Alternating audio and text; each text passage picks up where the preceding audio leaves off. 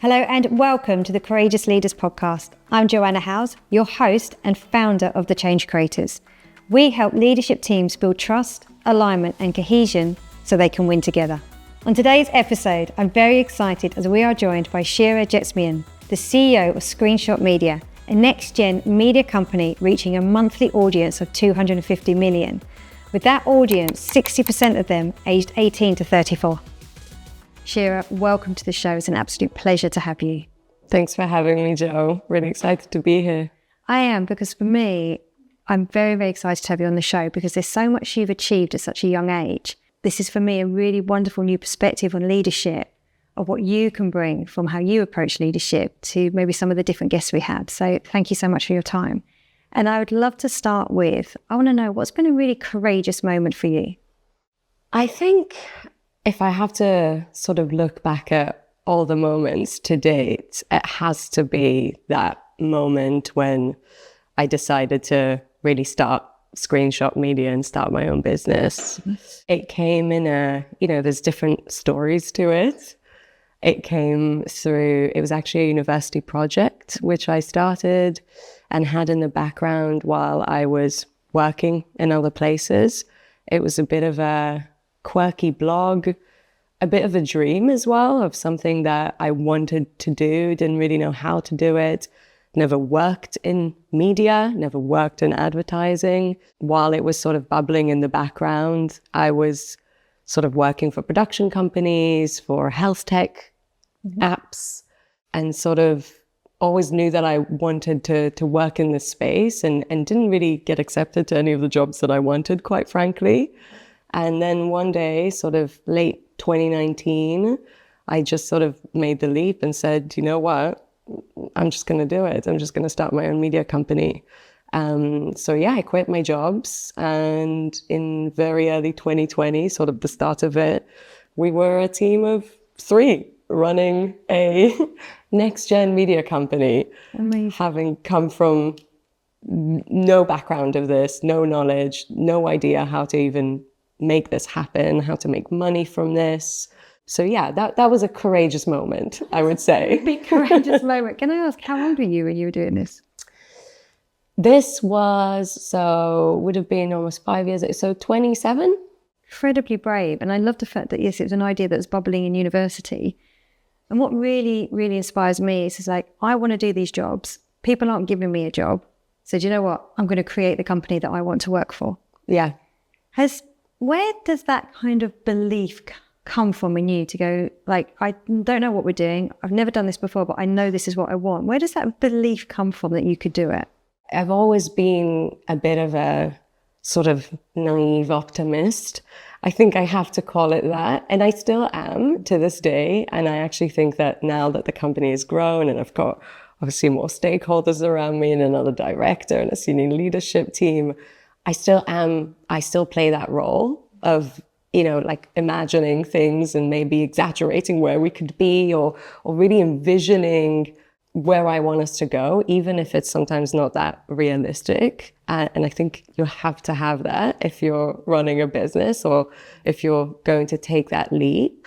I also think that it really comes maybe from my family. And I actually, whenever I think about this, I think of my dad. And I remember sort of in the very early days of starting Screenshot, as I mentioned, we started it really in early 2020 and not a great time really to start a business. And we didn't really know what we were going to be at the time. Maybe we were going to be an agency, a bit of a media company, was going to maybe even be a magazine.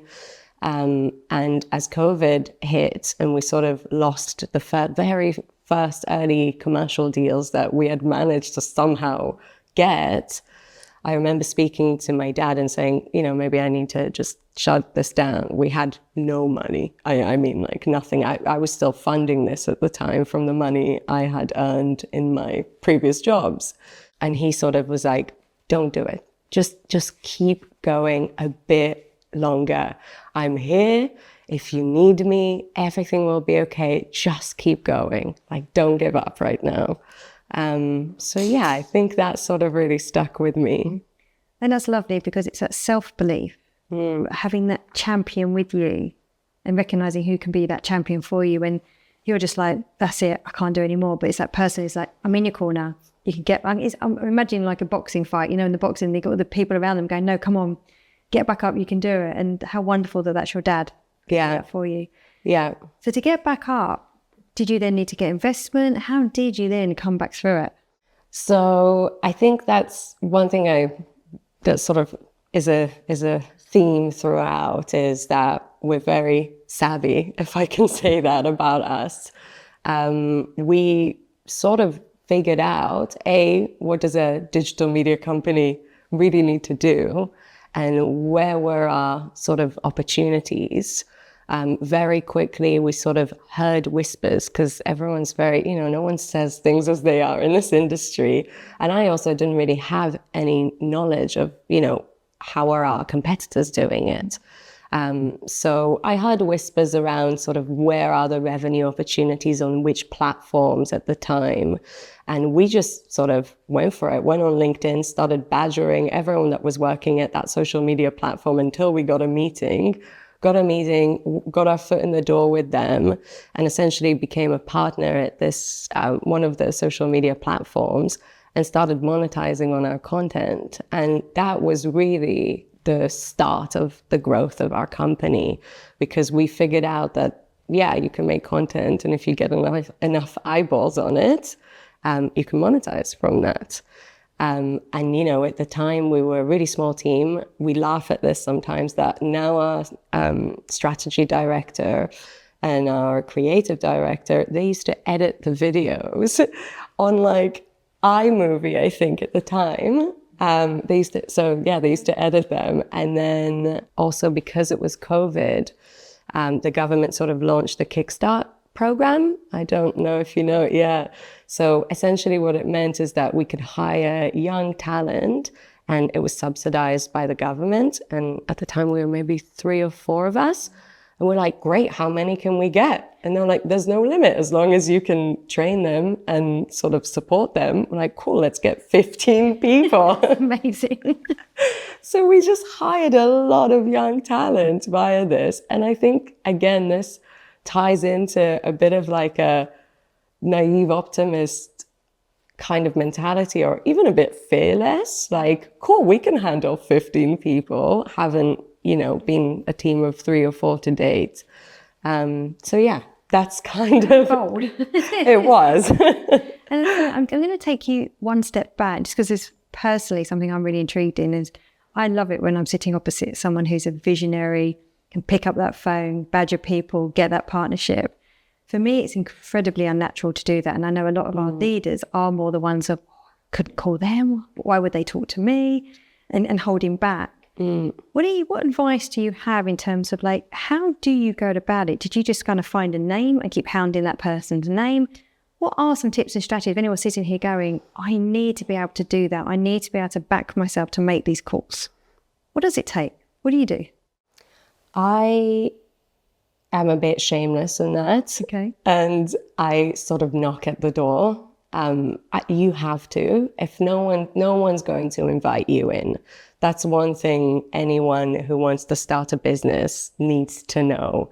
It's incredibly difficult to sort of get cut through. And, there's a reason why it's hard to start a business. And it's at any stage of your growth, whether you're 3 people or 10 people or 50 people or 100, you're going to hit a sort of glass ceiling there, and you'll need to do something to break through it, because it's not built to allow anyone to grow in it.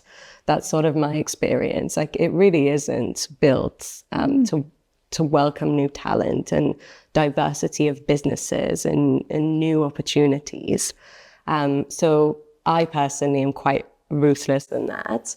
I would say something that I've learned over the years, and I can look back at when I was a bit younger and more inexperienced, is that I used to maybe knock at doors that were a bit too high for me at the time. And I would say, oh God, like, I can't believe I wrote that person. That's embarrassing. I wasn't ready to speak to that person. So now I'm a bit more calculated. even if there is an opportunity, or if someone says to me, I'd like to introduce you to X, Y, and Z, I'll wait for the right time when I know I can get something out of that, or when I know that that relationship can be fruitful. Yeah. So knock at the doors that you need to knock down. Okay. Really ask sort of how or what you can get out of that, or what that person will benefit. Also, it's a two-way relationship. So how can you give them also something that they need? How can you facilitate something that they're looking for? And at the same time, how can they help you achieve what you're looking to achieve? I'm guessing it just takes a lot of persistence. Oh, yeah. Can't just be one email you haven't heard back. No, I remember really early days, I would just be sending out emails and I would not be getting emails in. Just an empty inbox, just day after day. It's so depressing, but that's part of it. And I think anyone who's starting a business, they know what that feels like. Yeah, you've got to learn to hustle. Yeah. However uncomfortable. Yeah. For me, it's like the most uncomfortable thing to have to do. Oh, yeah. So I always like, when someone finds that more naturally easy to do, that's the gift I wish I had. I don't want to mind. Yeah, and I think it's also about building really interesting relationships. I met someone who's very high up at an agency not so long ago, and we sort of had a very candid conversation and sort of asked him for some tips, and he was like, never have lunch alone, like use this time in your life to meet interesting people. I like a bit of advice. Yeah, I liked it. I'll take it that. Yeah. It cost me a fortune. I'm taking it.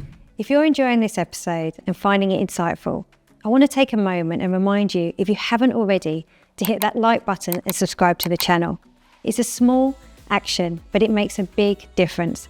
Not only will you be the first to know when an episode drops, but it really helps us to continue to create this content for leaders like you. And I'd love to hear from you. So if you've got thoughts, questions, or ideas, feel free to drop them in the comments. Also, if you want to explore how my leadership training and coaching can support you and your team, then drop me a DM and we can have a call. Thanks so much. Now let's get back to the episode. So to go up to where we got to before with the 15 people. So you started a company. You didn't know really anything about media or how to make money out of media. You found this Kickstart program. You've now got 15 people. How the hell did you learn to lead while also trying to set up a company at the same time? What was that like for you? It's a challenge. It still is. You said it was easy. I would have gone, no chance. No, it's not easy. And I don't think anyone can say that leading and running a company is easy. I think that for a very long time, and I still have this, but I think I've sort of learned to deal with this in a better way. But for a very long time, I was very connected to an idea of what kind of leader I should be, or what kind of leader I wanted to be. It was probably an amalgamation of some individuals that my peers were talking about they admired, or some of my friends were talking about their bosses and what they liked about them, what they didn't. So I was like, okay, I'll get all the good things and I'll build some sort of persona of what I am going to be like as a leader. And then I couldn't fulfill it because it just wasn't who I was. So sometimes I would get out of that idea at work or with a colleague. And then I would be like, oh, damn, that is not what I want to be as a leader. And then at some point and it was difficult actually, because then you're not yourself. Yeah. And I've sort of listened to other guests on your podcast, and a lot of people say that. And really, at some point, I just let that go. And I was like, I just have to be myself. I think part of that is leading with a lot of empathy and a lot of care, sometimes for better and sometimes for worse. I can get very caught up in how every employee is feeling. Are they happy? Are they lonely? Are they having a bad day? I spent a lot of time around that, and also learned to let go of that a little bit as well, because I can't be responsible for everyone's sort of happiness from start to finish, but I can create an environment that sort of does lead with empathy and looks at individuals in really in their own unique way. And I actually I went to a Steiner school, and my mum is a Steiner woodwork teacher. And that school, and sort of she was telling me how in their teacher sort of meetings, they would all sit down. It would be like the woodwork teacher and geography teacher and the arts and crafts teacher and the gardening teacher. And they would discuss the students and like how they're doing in each discipline and what they need. And I think we've sort of embedded a little bit that culture in our company with the senior leadership team when we have our weekly meetings and we discuss the company and where are the struggles and where are individuals thriving and maybe where are they finding difficulties and how can we move them and facilitate sort of career mobility and role mobility as well. What's quite interesting is obviously when you start the company, it's your baby, and then you're just talking about there how you were trying to be involved so much with the people. Yeah. What am I right? You're about 45 people now? Yeah. I think you're growing. Again, you're about to do another round. Yeah. What was it like when you realised that you needed to let go a bit and then have a senior leadership team and you needed to then trust other people to run parts of the business because obviously your capacity physically, you couldn't be involved. What was that attachment process you needed to do? I think really trusting the senior leadership team, and we're still the same team that we were, those 4 people that started in 2020. I built, and I'm very proud of that, sort of a very loyal and determined and very close leadership team who all are very, very invested in the company. So that has really helped me also let go of being able to actually oversee every part of the business because I can't. I couldn't probably at the 21 person mark. I think it's really difficult to be like, what does everyone do? I don't even know. As in I know, but I don't know the day-to-day and the processes and the systems. So really building a leadership team that I trust, and I trust in their leadership. Each of them have a very distinct style of leading, but I really respect it. And I know that they feed that into the line managers that they manage and to the teams that they sort of oversee. That was very helpful. Because I'm curious, I've been working with leadership teams a lot lately, and a lot of it has been building that trust. Because they've actually been working more just as a working group versus a real team. Yeah. With the trust that you've established, how does that enable then you all to conflict when needed, when you disagree and stuff? Has that helped? Do you find that you can conflict really well? Yeah. We have a very collaborative way of working at the company, to the point that we'll very often even sort of share emails with each other, like to, big kind of emails that need to be sent out. What does everyone think? And it's something that new hires, even sort of new senior hires, are really adopting and enjoying. And it's not about micromanaging. It's about, I value your opinion. And actually 4 eyes are always going to be better than 2 eyes. I want your input here. I care about this, and actually it will allow us to do business better, to be more self-aware, more self-critical as well, and to grow. Yeah. So we don't really have conflicts. Of course, there are challenges, but it seems like we're always on the same page. Yeah. And we ask for each other's opinions, and it is just that really collaborative environment. And I mean that truly. It sounds maybe too good to be true, but it is sort of that runs through how the senior... you invite them in. Everyone is invited into the table. Absolutely. To kind of elbow their way in to get an opinion. Yeah. Like that, which is really good. I think it sort of feeds back to how we started. We had no idea what we were doing. And I think that while we definitely know what we're doing now, we're always learning, and everyone always comes in from the point of like, I maybe don't know everything that I need to know here. What do you think? Yeah. And it's something that I'm also seeing now in the sort of entry level junior side of it. It is just that I think this is great. What do you think? Yeah.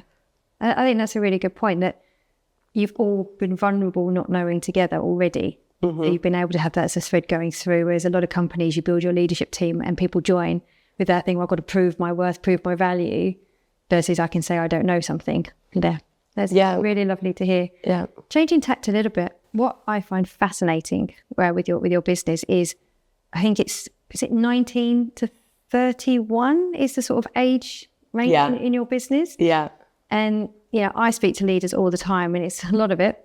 How do you work with Gen Z? They think so differently to us. They work so differently. Their expectations are so different.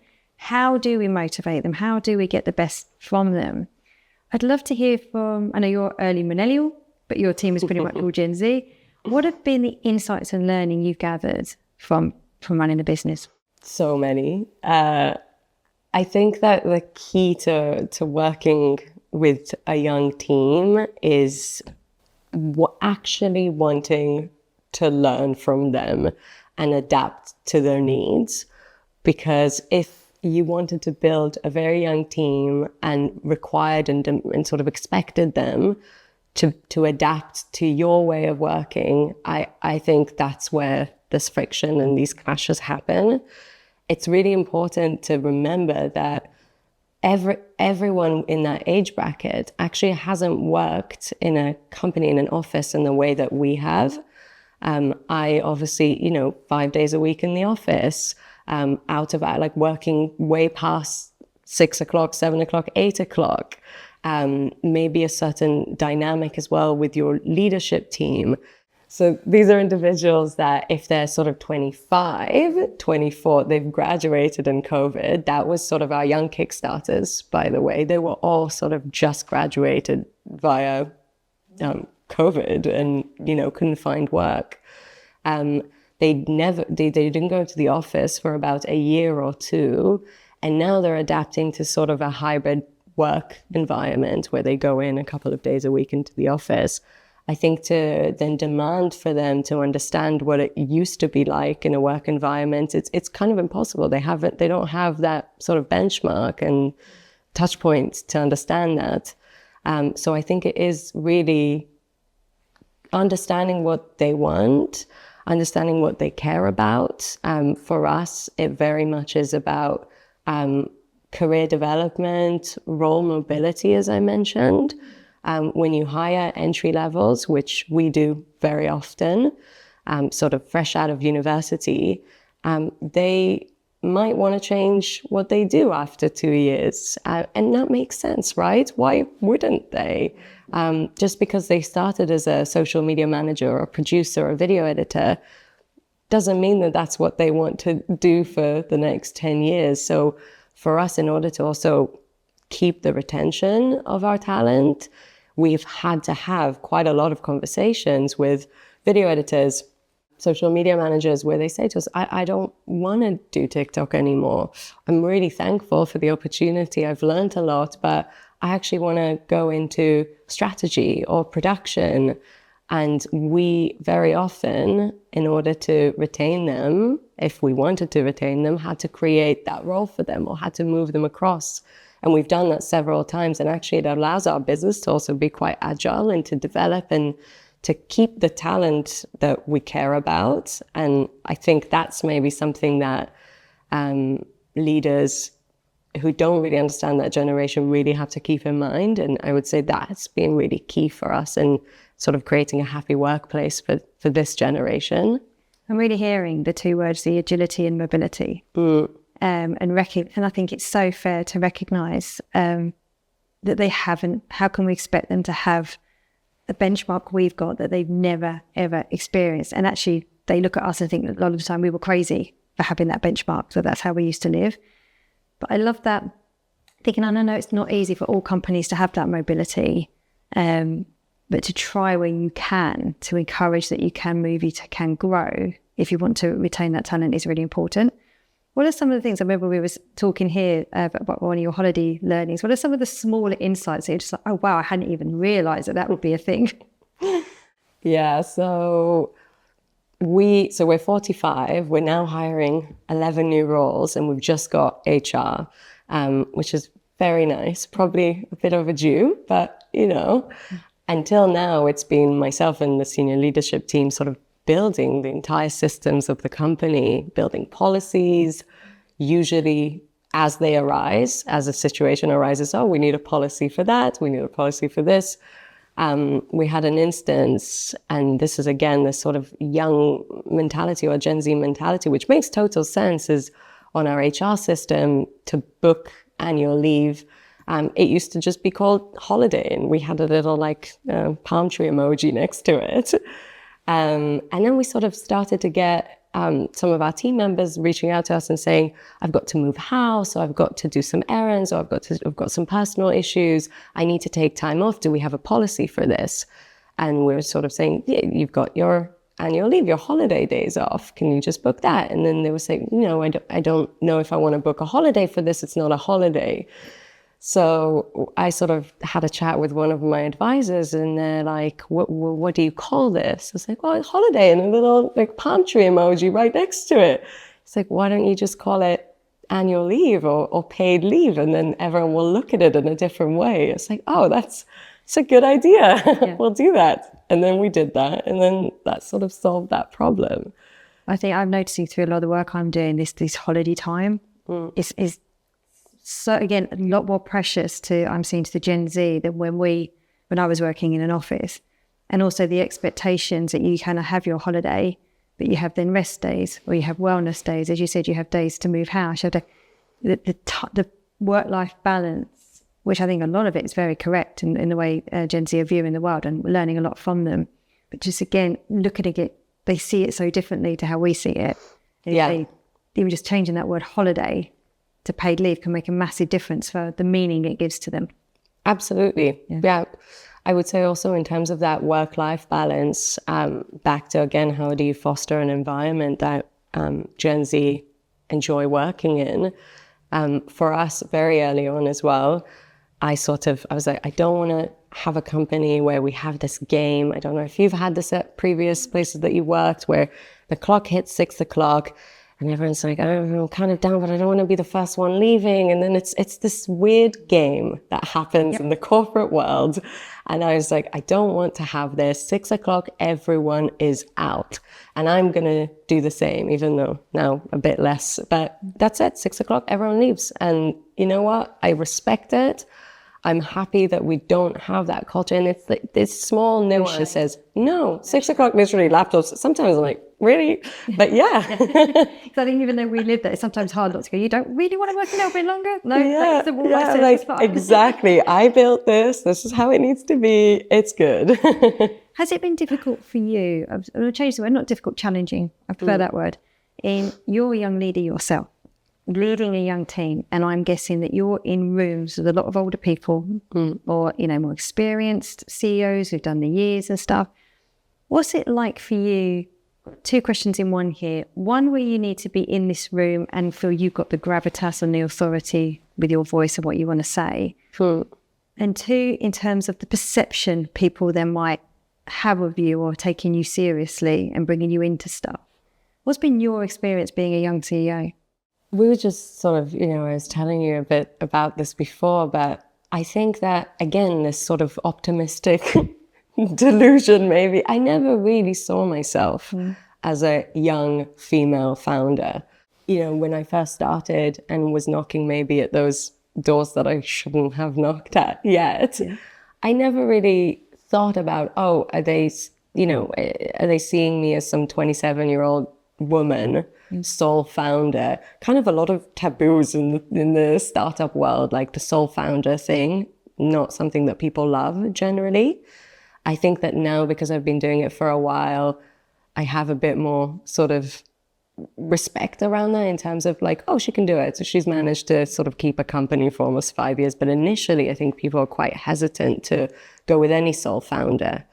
And then on top of that, like a young, in her 20s woman, I think now I have moments to sort of reflect back on some situations, and I maybe do look back and say, I think maybe it held me back here, or maybe if I was someone else, I would have gotten a different answer there. But it's not something that I think about on a day-to-day basis, but it is definitely something that I'm sure when I look back at this, I will probably be able to pinpoint moments where this has sort of not been the easiest journey. I also I don't know if you saw this, but I saw like a stat that in H1 of 2024, investment in female-led businesses went down from like 2-point-something% to 1-point-something% in the UK. And male-founded businesses went up from like 70-something% to like 80-something%. Wow. Not very accurate on the stats, but that was the figures. And I read that, I was like, my God, like this is why it's been hard, you know? But I don't let that be part of the narrative. And I actually use it a lot to my advantage. Actually, I love being a young female founder. And I think sometimes I find myself, if I'm in a room with individuals who are very different from me, they look differently, they're not my age, they're not my gender, I actually play it more I play the young part even more. I sort of bring in references and parts of our business that I know they don't really quite understand, just to double down on this. I love it. And it's just so refreshing to go, don't let the narrative stop you. Don't let some of the societal narratives get in your head and make you feel uncomfortable being in that room, because you've got every right to be in that room, which I think is brilliant. So I think actually us all having a bit more naive optimism could get us in more rooms. Definitely. Because we're just not overthinking it. It's just like, no, this is what we need to do. Yeah. Just a quick pause to ask for your help. We received wonderful messages on how the podcast is supporting you as leaders and helping to normalise the challenges you face. To help us reach and support more leaders, we'd love your help. If you haven't already, please can you follow or subscribe on the platforms you watch or listen to us on, as it makes a huge difference. Thank you so much. And now let's get back to the episode. I'm just curious, with everything, you know, it's amazing what you've built. It's incredible. Is there a moment where you go, that was a lot of people don't like the word failure, but that was a failure or a setback or a real challenge that I wasn't quite sure I was going to be able to get through, but I did? So many. Okay. All the time. I mean, I think generally to anyone who runs a business or is in a sort of leadership position, most of what you do is just solve problems and put out fires. And so many things that we do don't work. You see the ones that do work, but there's so many projects, initiatives, routes, directions that just fail all the time. I think that it's important to know when to call some sort of avenues or projects that you're going down. We've recently sort of pulled back on something that we were investing in as a sort of a business strand. And actually, once we made that decision, the team was so invigorated. We sort of moved everyone into another place, everyone that was working on that. There's new energy there. It's incredible to fail sometimes. It is really great, because then okay, that didn't work. Let's focus on something else. Actually, like pushing through something that doesn't work and not calling it a failure or something that didn't work or whatever you want to call it, that can actually be more detrimental and more difficult to go through than the moment where you say, cool, that didn't work, let's go to the next thing. Yeah. But yeah, I mean, we've had so many moments. Sometimes I think, again, it's this kind of maybe this imposter syndrome that I have, that, I speak to our advisors, our board, the other director, and say, my God, like, thank God that happened, because if that little thing wouldn't have happened, like, we would be a bit maybe in trouble. And that always happens. And then like, oh, the universe is really, really, like, it's leading us. But actually, then I look back and it's like, no, sorry, that was us. Like, we did that. It wasn't some higher power. Like, we made the decision to go in that route. And that's what sort of continues the growth. And being able to just keep moving forward. Yeah, and you've got to. Do you think that the type of business you're in, where, the social media, the platforms are changing all the time, the way the algorithms are changing, the way people consume content is evolving. Do you think because of the type of business you're in, the ability to let go, navigate change, navigate the uncertainty has just helped to influence your leadership in being able to just be more agile and nimble in the company? Yeah, definitely. You have to be. But I also think every business probably needs to do that, right? You'd think. Constantly they find need it to change. Yeah. I think a lot of it is because a lot of maybe more traditional business been around for a long time can get very set in their ways. This department does that. This department does that. And I remember being in advertising, it's like an account manager wanting to become a strategist. Oh, no.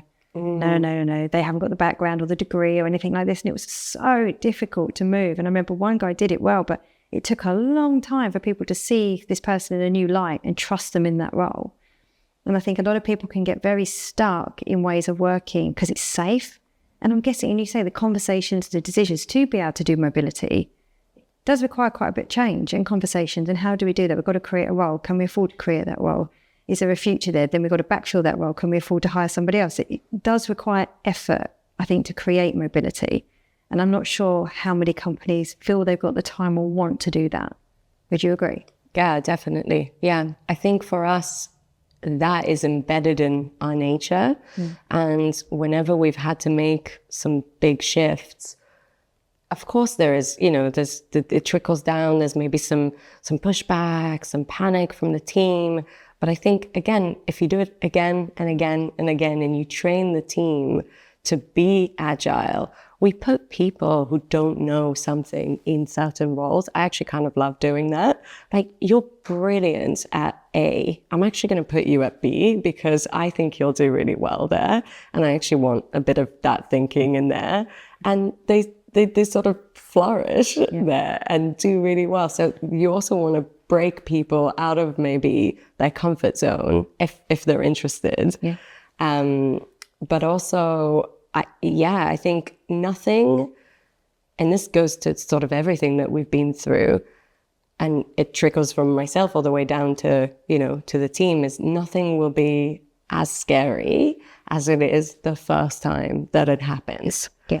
And I really see that a lot also as someone who's running a business and a growing business, is that the challenges that come the first time they happen are so scary and so overwhelming, and I've had all sorts of reactions to things, but then it happens again and again and again. And by the end of it, it's not even something that I acknowledge, but then a new challenge will happen and we'll do the same thing.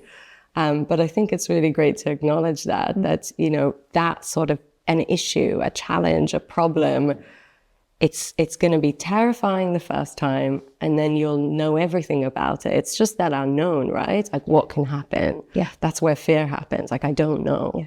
But once you kind of know. I think a lot of it, exactly, I can resonate. Like, the first time I did this being filmed, it was like, I was terrified. Now it's just like, let's just have a nice chat. And it is just much more easy. And I think so much comes from it.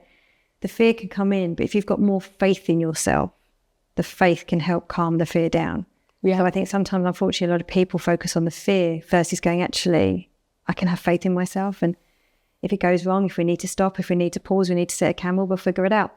But we'll go again. And also, if I look back to my first ever episode doing this to now, it's lovely to see the growth and not have that crazy expectation that the first time you do something is going to be brilliant. Allow it to be the first time. I'm a big fan of that. Yeah. I think that's sort of, again, really embedded in our company. Just do it. It's going to look terrible the first time. It's going to be horrible. Yeah. But you have to go through that. Yeah. And that's okay. I'm happy to take that fall. And I think I remember when I first started Screenshot, when we were posting, first started posting on Instagram and on TikTok and sort of entered a bit of that entertainment news space, I was really embarrassed of what my friends would think. And I remember a few times someone would and also my peers at university, because this was in the university days, they would spot like a typo and I'd be mortified. Oh my God, what do they think? I don't know how to do this and it's so embarrassing. But you just have to go through it and then you'll get better at it. There's no other way to learn. I'm a really big believer of that. You can study it and you can hypothesize it, but you need to do it. That's it. It's a massive credit to your leadership that when you said that I'm willing to take that. I'm really do it. It's going to be awful, but I'm willing to take that as your leader. That takes courage to do that, especially if anything that's going out into the world or it's for a client, to allow someone to do that first time. It takes a lot of courage. And I think for me, that is really courageous leadership, to be able to let that go and give that space for someone to learn. Because I think, unfortunately, and myself included, can sometimes you swoop in because you want it to be perfect versus just giving that breathing space to go, it will get better. Just let it grow with how that person is growing. So that's really, really lovely to hear. Thank you. To finish, I always like to know, and I was going to say your younger self, but it's not like you're massively old, but I would love to know, if you look back on you as a child and younger self and to where you are today, what have you learned in this journey that you'd go, that's a really lovely bit of advice I would now give my younger self? I think don't look too much to the sides. I think I spent the early years, and I can still fall into it, looking sideways, looking at competition, peers, how are they doing? They're more successful, they're hanging out in those spaces. I think that brings no value, at least not to myself. It doesn't teach anything. It doesn't sort of accelerate anything. It really has no value. And also, it's not indicative at all of my journey. And I actually found I'm kind of like an extrovert introvert. I don't love going to all of these networking places, and like I don't spend too much time doing that. I like it to some extent. I see the value in it. I can be extroverted when I need to, but ultimately my path and where I found I get the most satisfaction and the most value is to be in the work and to be in the company and to build the company. So I would say that. Brilliant. And also, if I can add a second one, is build a network of advisors, of peers that are like myself in terms of their values. Yeah. It's really easy along the way. You'll meet incredible people, successful people, and it's easy to think that, you know, I want that person to be my advisor. I want that person to be a peer of mine.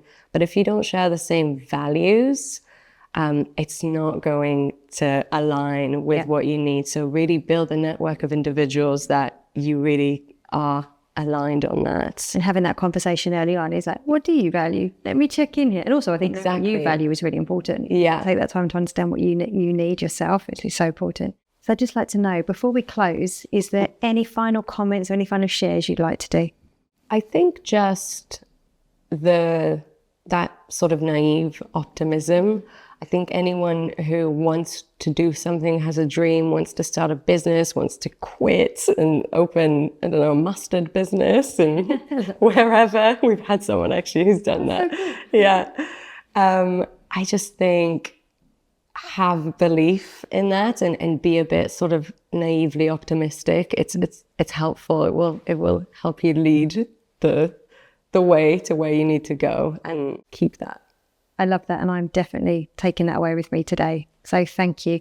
You're an absolute inspiration for what you've done and backing yourself and what you've achieved and how you've grown the company, how you care for people, how you've got this wonderful young team to work so well together, and the culture you're building. And thank you for coming on here and sharing that with us today. It's been a pleasure. Thank you, Jo. And thank you to everyone listening, and we'll see you next week. Take care.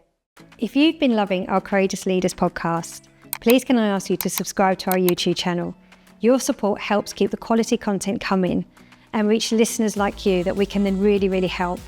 We fund this podcast ourselves, so to have your support means that we can keep delivering week on week. Thank you.